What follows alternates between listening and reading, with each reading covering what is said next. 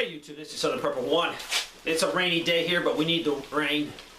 It's a little dark because it's heavily clouded up here. Can't even see the sun at all. But what I want to talk about is China is hoarding food. You've probably seen a lot of articles lately. They are in a buying frenzy. And for whatever reason, I could say, well, they're preparing for war, they're preparing for a famine, they're preparing for bad weather. But I will tell you that the food price index that the United Nations keeps says that food prices over the last year are up over 30%. Now, for us, we have seen it at the grocery store. But if you translate that into a third world country, and they don't make a lot of money, that food prices have skyrocketed for a lot of people that are live literally hand to mouth. And it's causing a lot of turmoil in the world. It causes a lot of problems and conflicts. This is probably related to some weather problems, and along with the weather, it's water. Water is very important. Throughout history, wars have been fought over water. Wars have been fought over natural resources, and all wars are pretty much fought over that. One nation wants something from another nation.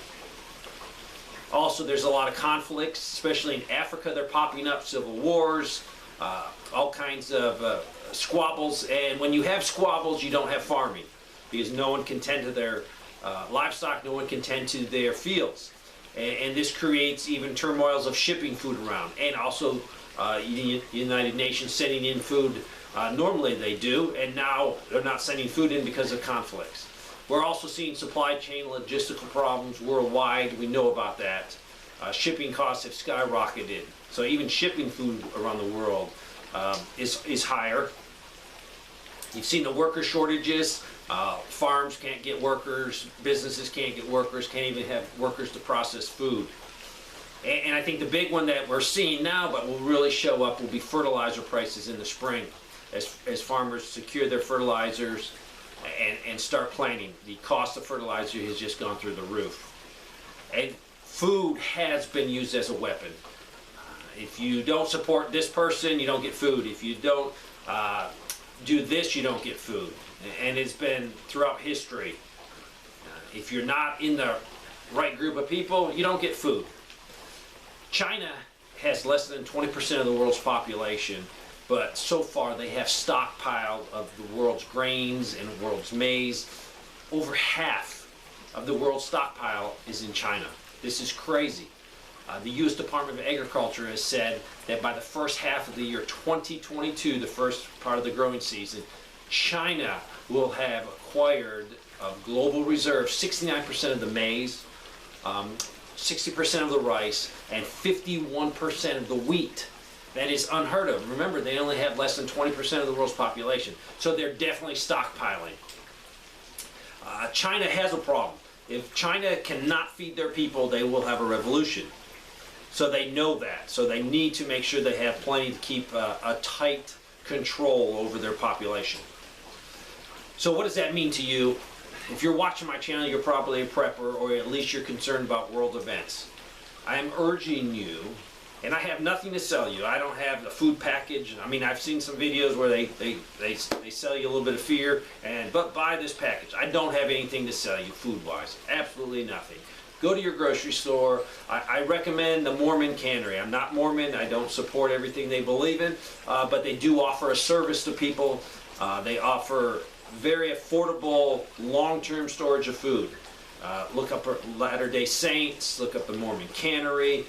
If you have one in your area, you are truly blessed. If you've never used one, you need to look into it. You can buy bulk food, already packed in number 10 cans. Most of their food is ready for 30 years. They do have some that's only 10-year shelf life. It is the best place to go and provide a stockpile.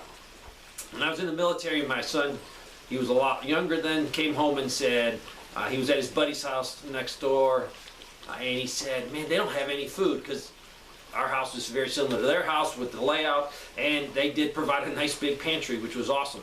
And he said they had no food in their pantry. We, as preppers, had food in our pantry.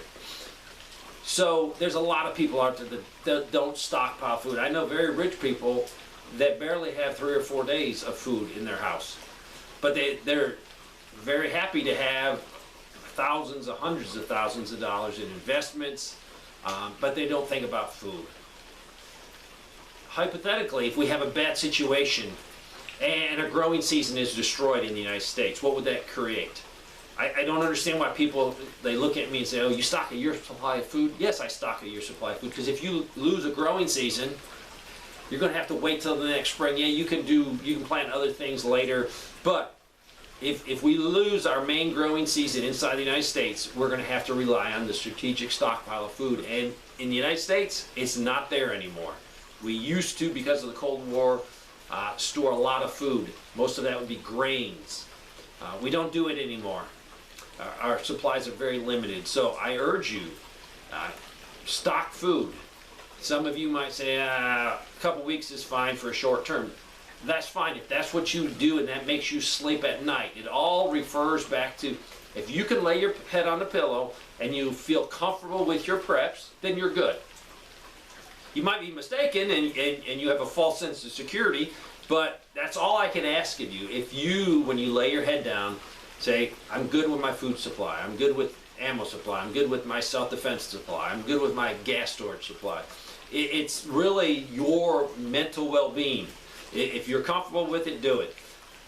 I am not comfortable with a year's supply. You know, it is so affordable. And when I bought my rice, my beans, my oatmeal, my pastas from the cannery, Mormon Cannery, they were very, very affordable.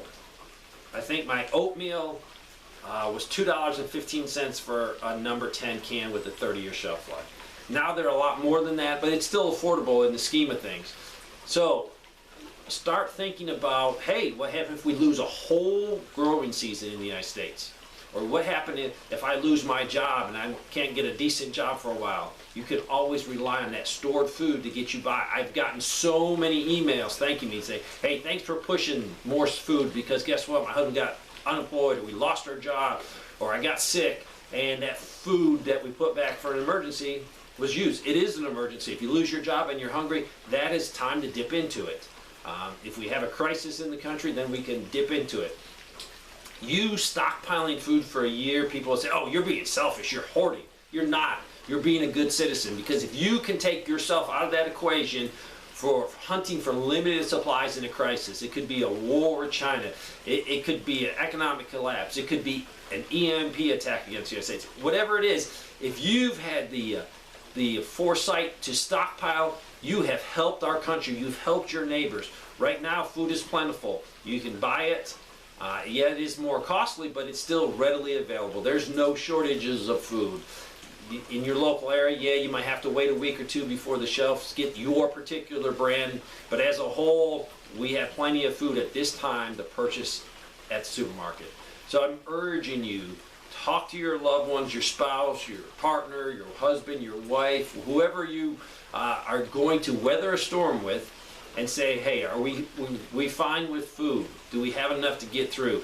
And it's a personal question. People ask me all the time, how much food should I stockpile? And the thing is, when you lay your head down on the pillow, do I feel comfortable with my supplies? Now, some of you might say, I lay my head on the pillow and I don't feel comfortable, and it might be because you have a financial issue. You cannot go out and buy it. You can still look at other things. Look at rice, it's cheap. Beans. And then you're going to have to make up for the deficiencies in your diet with some vitamins.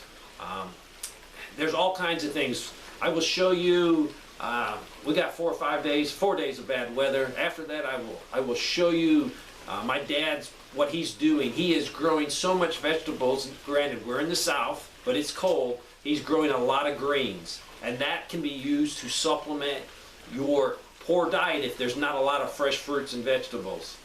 So, moral of the story, China is stockpiling and hoarding food for whatever reason, I don't know. Are you doing the same? Are you stockpiling for the future? Thanks for watching.